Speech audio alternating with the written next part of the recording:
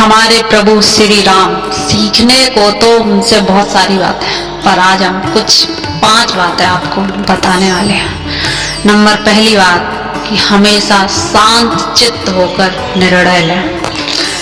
श्री राम जब युद्ध चल रहा था तो लक्ष्मण और मेघनाथ का बहुत ही मार्मिक प्रसंग है जो, तो मेघनाथ बार बार गायब होकर इधर उधर से तीर चला रहा था। तो ऐसी स्थिति में बहुत ही कठिन हो गया था लक्ष्मण के लिए। लक्ष्मण को गुस्सा आ गया कि ये ऐसे क्यों कर रहा है, और लक्ष्मण ने बोला, भैया क्या मैं ब्रह्मास्त्र चलाऊं? तो राम जी ने बोला बड़े ही शांत चित्त से, और कि नहीं, हम अगर कोई युद्ध में शरण ले लेता है और अगर कोई युद्ध में इधर उधर भाग जाता है, और ऐसे 4 लोग हैं जिन पर हम ब्रह्मास्त्र नहीं चलाते, इसलिए हमें ऐसे ही युद्ध करना होगा। और यह एक शांत चित्त व्यक्ति ही डिसीजन ले सकता है। और उसके बाद लक्ष्मण जी बेहोश हो गए और उन्हें फिर भी किसी ने उनके शांत चित्त मन से भटका नहीं पाया। उन्होंने फिर डिसीजन लिया और वैद्य को बुलाया गया और लक्ष्मण को पुनर्जीवन मिला।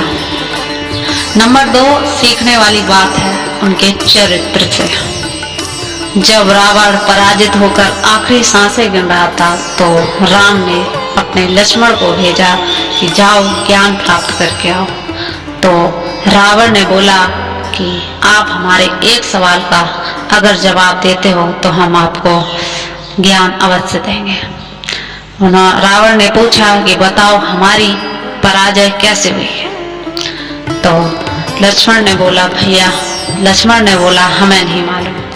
तो रावण ने बोला, क्योंकि हम एक पराई स्त्री को गलत निगाह से देख रहे थे, इसलिए वासना, मोह, लोभ, निंदा ऐसे 4 गुण हैं जिनके चक्कर में मैं पड़ गया था और मैं चरित्रहीन था।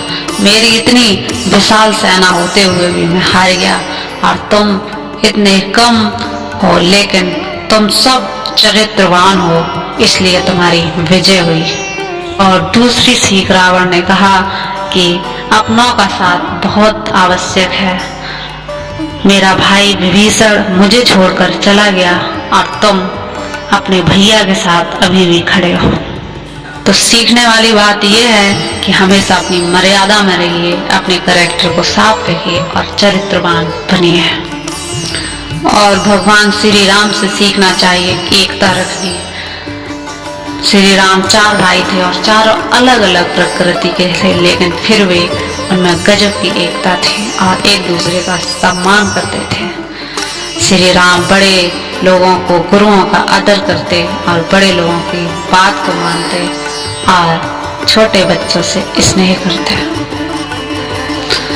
और हमें राम से सीखना चाहिए सामाजिक समानता। अगर राम चाहते तो सबरी के जूठे बेर ना खाते। अगर राम चाहते तो केवट को गले ना लगाते, लेकिन सामाजिक समानता के लिए उन्होंने ये सब किया और वानरों की सेना को लिया और एकजुट रखा। सबसे ज्यादा जरूरी है एकता और समानता।